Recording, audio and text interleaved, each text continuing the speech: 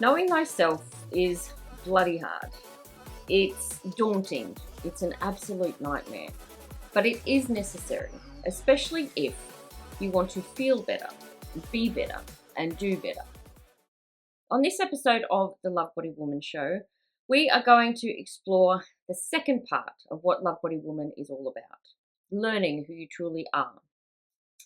As I said, it is hard and it sucks. It sucks most of the time. Doing the hard things is not always the first choice.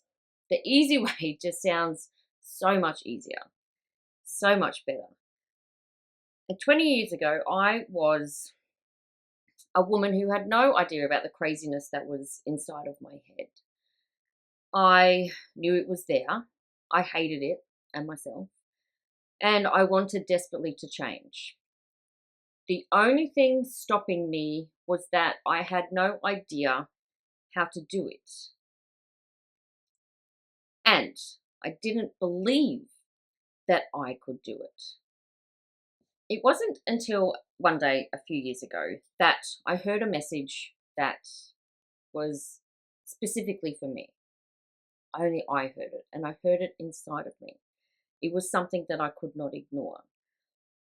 And I share what this message is in the interview with Emma. Emma is a numerologist that I went to see about 2 years ago because I was desperate for answers. I was desperate for answers about all of these parts of myself that really made absolutely no sense to me. I wanted to know more. And the message that I heard before that, it really opened me up to what I have discovered now about myself and the complicated workings of the human being that I am. We are more than just physical. We are energy. We are thought. We are feeling. And combining all of those to create the individual that you see in the mirror. I hated who I saw. I hated who I saw in the mirror. I hated her so much. She was disgustingly fat. She was ugly. She was stupid.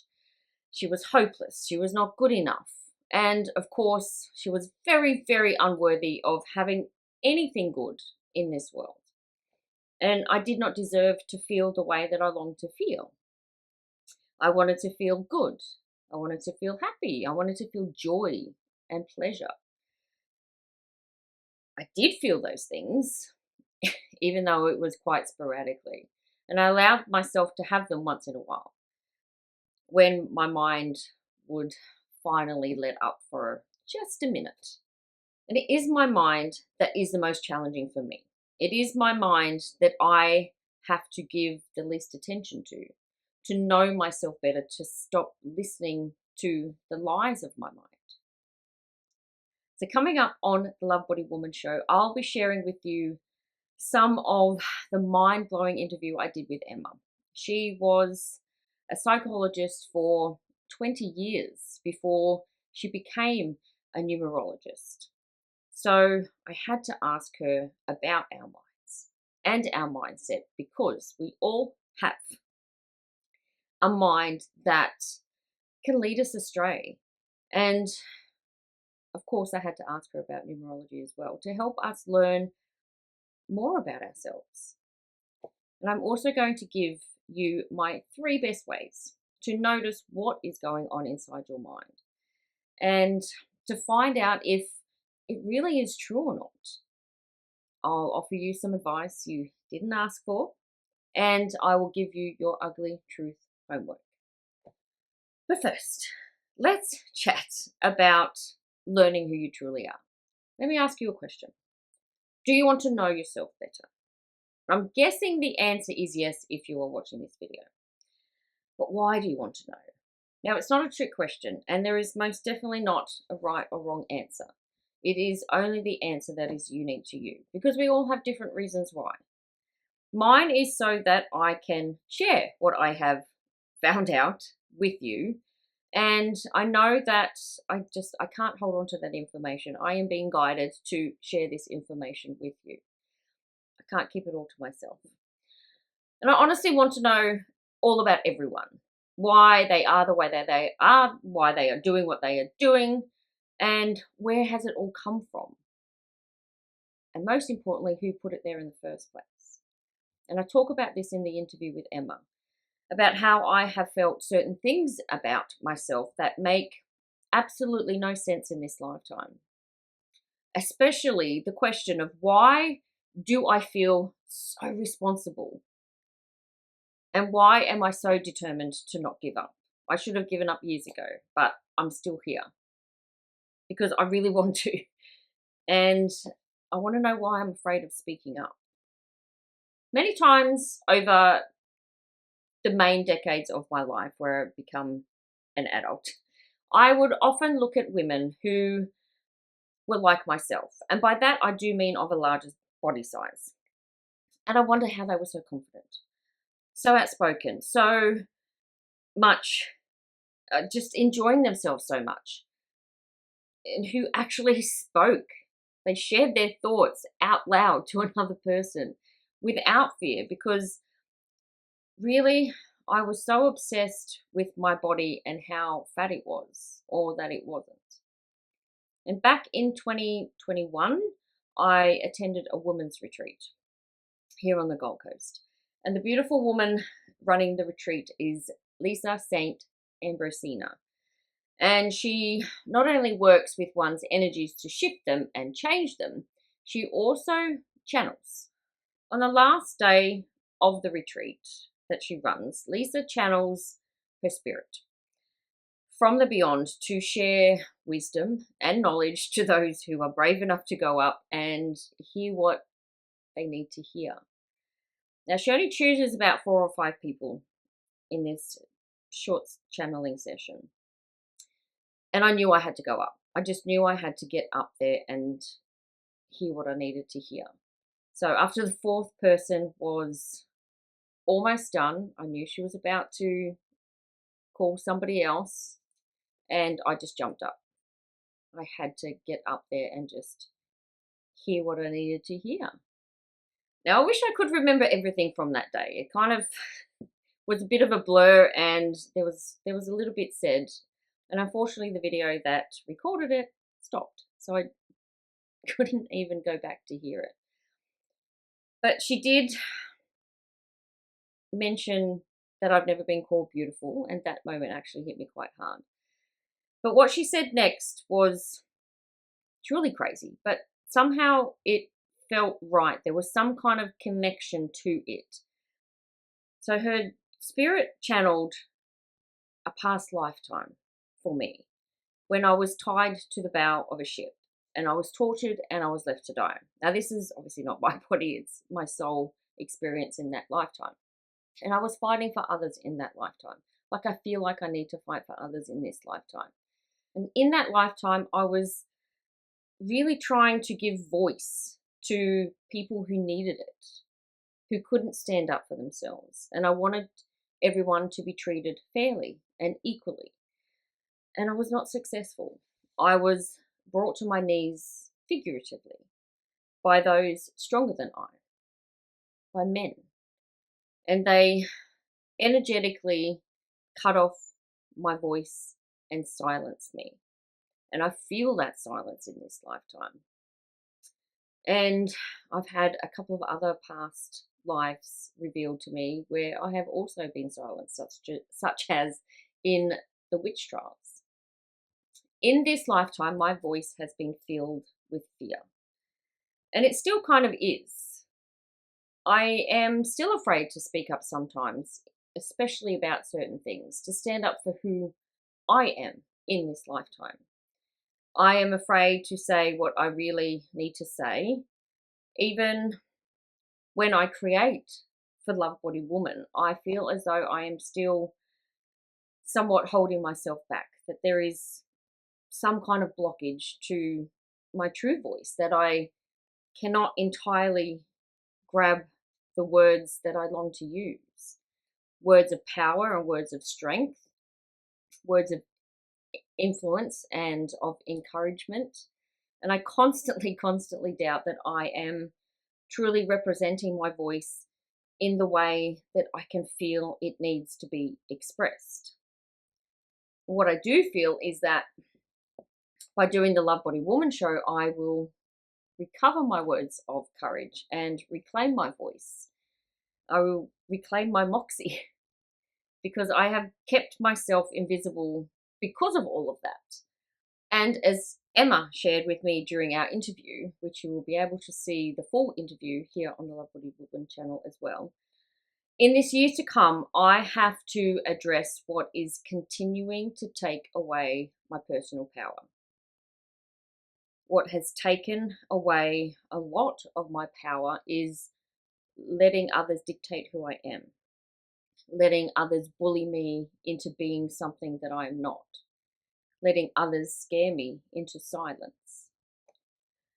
And in this lifetime, there has been a particular one, more than anyone else, who has done that, whether they were doing it knowingly or not.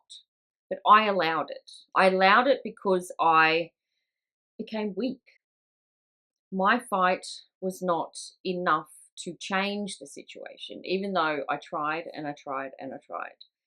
Many times, I eventually just had to remove myself from the situation, which is not necessarily a bad thing, of course, when you're going through things like that. Sometimes you do need to remove yourself to help regain who you are and reclaim who you are. And that's what I had to do. So learning about myself has helped me to do that. So feeling this about myself, but not really knowing what it was or even understanding anything about that part of me, caused me to take what I felt from those lifetimes of being brutally silenced and attach them to various people and situations in this lifetime, especially this one. And this is my year to finally let all of that go. And because I know myself better and I have been guided to the right people to help me know even more, I believe I am capable of doing this. By energetically removing this figurative hand from my mouth, I can finally feel free to speak with ease and with love and with the strength I have wanted to have inside of me for so many years in this lifetime. So what can you feel inside of you that has you wondering, that has you maybe confused and puzzled, that has you wanting to know more about it? Share it in the comments if you feel brave enough to do so, because I would love to know. I would love to know what other people are feeling inside of them. And while you're there, thank you so much for liking this video and subscribing to the Love Body Woman channel for more ways to listen, learn, and love. And this brings us beautifully to my interview with Emma. Please enjoy what she has to say about numerology, our mindset, and knowing thyself better. Learning who you truly are is a daunting task. I'm not going to lie. Sometimes I do wish I was none the wiser, that I was still ignorant, that I didn't care, but I can't. No matter how much I would love to do that sometimes, I just can't. I was ignorant though for many, many years, and I had no idea about any of the stuff that I know now. But there was an inkling that I remember feeling. There was this faint desire to know more, to understand myself better. But it was the misery inside of me that really just snuffed that out because it was way too strong. It had its claws well and truly dug into my skin, leaving me bleeding and scarred. And amongst all of the craziness within me, there was a quiet rumbling in the background, which I heard every now and again. But again, the noise of my misery was just so much louder when I tried to listen to it. It drowned it out, leading me to be steered away from what I really, really did want to know. Not just about myself, but about so much more than that. And I am so grateful that I heard a message loud and clear that I was not to ignore. A voice came into my head and said, you can change anything you don't like about yourself. Sugars. Like, it was so clear, and I remember it distinctly. So what do you think that voice was? It wasn't me. It come from somewhere else. Absolutely, yeah. Something else. Hearing that message changed me in an instant. Now, I'm not talking about every single thing was healed and every single fucked up feeling I had was gone. No, they're still well and truly here. But that was the work I was yet to do. But this message gave me the good news I was looking for, because I really did believe that I was the way I was with no way of changing it. That I was just that way and that was it, no matter how much I desperately wanted to change.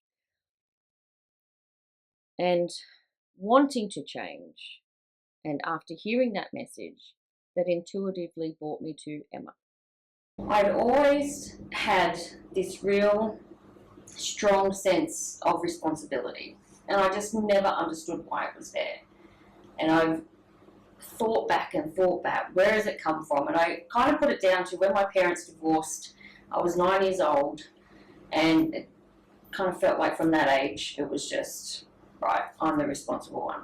I would tidy the house, I would cook dinner when my mum went to work, so I'd be ready when she got home, and just kind of doing all those little You're a parent. Yeah, but it was quite overwhelming as well. And I needed to understand it more. Mm-hmm. And as I guess the universe does, I found this website for I Am Healing, which is where Emma works. And I think I spent months looking at each person. Who am I going to see? Who am I going to see? Who am I going to see? And that's fairly typical, may I say, of your life path number. Oh, really? Very analytical, and go really slowly and take your time. Like, that's all of what you are. Yeah. And then I finally settled on you. Like, just something in me is like that. That's the one. Intuitively. And the session that I had with you was just, it was mind-blowing. For as long as I can remember, I have been very interested in human behaviour. And it wasn't until I heard that message that I connected more to this side of myself, to find out more about who I am, and really to guide others to learn who they truly are. We all have stuff inside of us that no one knows about. All of the overtones and traces and shadows and undertones. A complex mix of life now and life once before that goes on inside of us that no one ever knows about. And I obviously can only talk from my own experience, but having these particular feelings that are constantly there, it can drive you mad. Absolutely. And there's not a lot that we are taught about ourselves on a much, much deeper level. Not at all. We just really only scratch the surface as a society.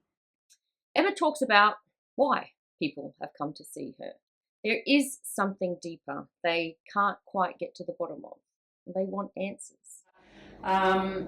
People do sit there for all sorts of reasons, but generally it's to find out more about themselves. Who am I? What's the bigger picture here?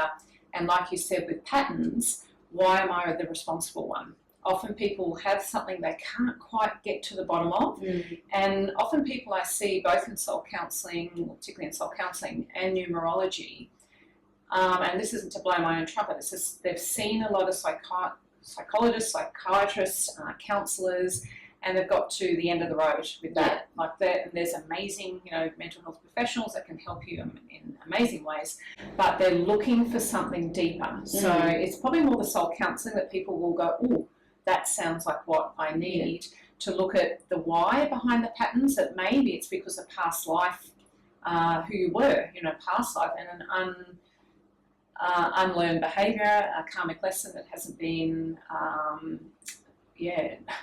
learned in another life. That can be the reason why in this life you're not quite there with it, or you see this repetitive behaviour or self-sabotage or whatever it might be. So I suppose it's learning more about oneself, or wanting to know the deeper reasons as to the why this is happening. Learning who we truly are, figuring out ourselves, going within on a level so deep that you need an oxygen tank and a wetsuit to endure the change in conditions. It's not something that a lot of us willingly choose to do. We just live our lives and hope for the best, but expect the worst. That's just our nature as humans. But when you do stop for a minute to take a look at yourself, not physically, but energetically, there are nuances that make no sense to this lifetime. At least that's what I have felt for myself. I am so sure of certain things and certain feelings inside of me that have absolutely no connection to this lifetime, and the things that I have experienced in this lifetime that I have often wondered where they even come from. And we were talking just before the session officially started, and I said, I've just got this sense of responsibility. I just don't know where it's come from. You're just like, wait, we're going to get to that. Hold on. Yes. And yeah, you told me. I don't like people saying to me, I don't want to know anything about you. Yeah. So I just want to look at those numbers. Yeah, okay. Look at the patterning there, tune in and tell you, rather than you telling me, so I don't want to be influenced by what you're saying. Yeah. But it was such a relief to hear that from someone else. Yeah. To know that that is what my soul chose in this lifetime, to be the responsible one. It's like, oh, okay. Now I know. Yeah. And there's a lot of stuff that goes on inside of us all that I think we don't understand. Like, where has this come from? There's so many parts of my personality and who I am in this lifetime. Yeah. I'm like, they can't be from this lifetime. No. Because it doesn't connect with my experiences in this lifetime. So I wish this was easy. I do. I wish I didn't have to work so freaking hard to be the person that I know myself to be. It's very hard knowing thyself. It's such a, it can be a stressful time. It can be lonely sometimes, trying to figure it all out, and nobody understands you and all of that stuff. You're very alone. Everyone who goes through that spiritual awakening feels exactly that way. Yeah, especially when you don't have people around you who, because they care about it, but that's not the right words, but who have no interest in it, in the same way that you do, which is why it's important to find people who do have the same interests that you can talk to in that way. Connection, for sure. Definitely. And I do believe, I know a lot of people say this, but I truly believe it in what I've seen over many years of doing this work. There's always one in the family that is here to heal. And often it seems bizarre to people, but you, Kelly, doing your healing, me doing my healing, we help the others. We help our long, deceased grandparents, as bizarre as that can sound. Through the ancestral line far. There's always the one. And if you're drawn to this sort of work, then you are probably that one in the family. I honestly don't know which way is better. The path of growth and learning, or the path of apathy and detachment. They both have their blissful moments as well as their tough times. My interest in who I am is who I am. I know that isn't everyone. Not everyone wants to go as deep as I do. But having an understanding of yourself is important. Why are you behaving that way? Why are you freaking out about something so small? Why are you reacting in the way that you do? It can be lonely, figuring yourself out. No one cares about it as much as you do, but it's not for them. It's for you. And we would often say, why can't we just not care? Why can't we be like those people that never look at their minds, that never question, that never look deeper? Because they seem to be really happy. And I'm not happy, because I want to figure stuff out. And it would annoy me those so exact much. thoughts just it recently would annoy me so much. And particularly with 4 energy, because 4 is the one that really has to, like, as I said, your key to happiness is your mindset when you are 4. And getting that little voice and telling it to shut up, basically, and piss off, and then replacing it with a better thought or a better spoken word. Sometimes, you can say these things out loud to ourselves, like we're driving along and we call ourselves idiots or whatever, these sorts of things. So for me, I must master my mind. I feel that and I know that. My mind is that one part of me that I struggle with the most. And for me, the mind is the most important part that I need to deal with in whatever way. There is one thing, though, that can settle it down and hold its hand so you can change the way that you feel. A little bit of advice here, Kelly, if I may, because this is coming through. Okay. So remember when we did your numerology, your final major life lesson was to have fun and to lighten up, right? So even though you just said the mind for me is the biggest, may I just suggest that actually dropping into your heart and being a little more childlike, because 4s are very responsible. So this 4 is the opposite of the child. There's another number that's more childlike, right? Yeah. Not in an insulting way, just more in energy. So for you need that balance of that wide-eyed wonder and just joyfulness, just looking up at the clouds or just splashing in the ocean and just having fun and relaxing will do you the world of good. So I could not say that. Oh, it's nothing I haven't been told. I hear it from them all the time. Yeah. So what do you want to know about yourself? Are you ready to know? Are you being gently nudged to find out more? Numerology is just one way to find out.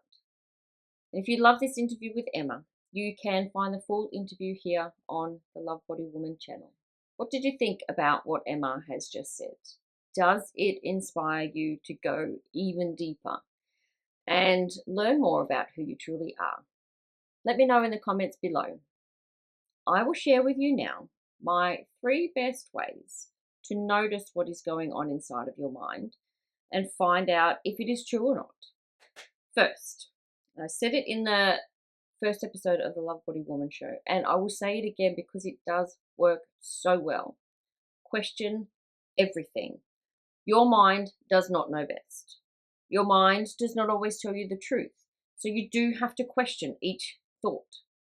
Of course, please do it with love and kindness. No judgment, no shame, but question. Number 2, take a step back from your thoughts and watch them with curiosity. By doing this, you will come to understand yourself even more. It's essential for knowing who you truly are because, as I have said, the mind is an absolute liar. Its job, of course, is to keep us safe. That's what it does. And it is always going to be a part of you, but it doesn't have to rule you. It doesn't have to rule your whole life. You don't have to listen to it as if it is the only part of you worth listening to. As humans, we do default to the negative in our mind. And it is, again, what keeps us from being killed or eaten. But that was millions of years ago. We do not have those same threats anymore. Not in the same way, anyway. Which brings me to the 3rd best way to notice what is going on inside of your mind. And that is to go quiet. By that, I mean don't engage in conversation with your mind. Let it talk, but you don't have to answer back. Removing yourself from the conversation allows you to notice what thoughts are going on inside of your mind that are constantly on repeat. What thoughts have been going on in there around and around for years and years, decades even. And you can then circle back to questioning those thoughts. Are they true? How long have I been saying these to myself? How do they make me feel? If your thoughts make you feel shitty, then the chances of them being false and wrong are highly likely. And that is because of how we actually interpret things. And then we do our best to make sense of them, whatever's going on inside our mind, whatever comes into our mind. But just because someone says that you are a certain something, it does not mean that they are right. You don't have to believe it. If it makes you feel terrible, then it can't be true, because those things suck. And now comes the important part. Looking at every thought and deciding if it is who you are. If not, then it's time to let it go, to get rid of it, because you don't need it anymore. Now, here is some advice that you didn't ask for.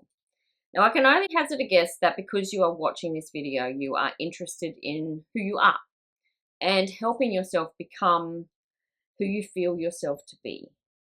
That you want to know and understand yourself on a deeper level. So, my unsolicited advice is from someone who has taken those first frustrating and hesitant steps, is that it isn't easy. It isn't an all expenses paid vacation. I wish so much that it was. Some of us come into this life for that kind of life. Some of us come here to really, really work. I don't like the feeling of that I'm running on a treadmill and that I'm getting nowhere. That when I think I've got it sorted, I just get knocked over again. But that is how it is. But you get up. When you get knocked over on that treadmill, make it like it's one of those funny videos you see on social media where someone falls down and then they slide right off. You watch it and you gasp, you're like, oh my God. And then you feel the pain of it. You feel the pain of them falling down and hurting themselves. But of course, the not so easy part then is to get up, to brush yourself off and realize that maybe it was kind of funny in the first place. So have a laugh or have a good cry. Some people, as I just said, they are meant to have that easy life. And I am very jealous of those people because this is tough sometimes, but I'm just not here to have that easy life. I'm here to feel the hardness of it in just about everything. But knowing that about myself does actually make it a little bit easier. Not necessarily less frustrating sometimes, but it does help me when I want to give up, when I want to give in and I want to just run away from all of the hardness and all of the shit that I have to deal with. This is what my life is in this lifetime. I can either accept it or I can live afraid of it. Easy is not always best. Learning who you truly are is not 100% the easy way, but it can feel easier if you allow it to. Now here is your ugly truth homework for this episode. I asked you a few questions already to get you thinking. So once this video is over, find some time to be alone and sit with yourself. What can you feel about yourself? What have you noticed over the years about who you are underneath? Those parts of yourself that are always there, that possibly don't quite make sense to you, but there's something about them that feels interesting. I want you to write them out or even talk about them. Talk them out. Record yourself on one of those fun recording apps, saying the words out loud, and writing them down actually allows the thoughts to come out of your head so that you can notice them more and that you can process them more, and you do get a clearer picture. You can get a better perspective of what is going on inside of there. So give them your attention. Intuitively feel your way around them. Ask questions about them and listen for the answers. Is there someone perhaps you're being guided to who may be able to help you learn more about who you are, about all of those parts of yourself, such as a numerologist like Emma?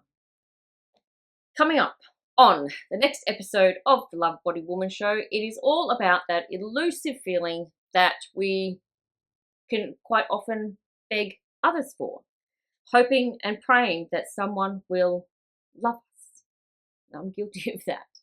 And I want to talk about love for who you are, not for anyone else, and the love that you get from somebody else. It is love for who you are, love for your life, and love for your body. Loving every single part of you again. Because without your own love, no one else's love will ever be enough. And remember, there is no love outside of you greater than the love inside of you. I'll see you next time.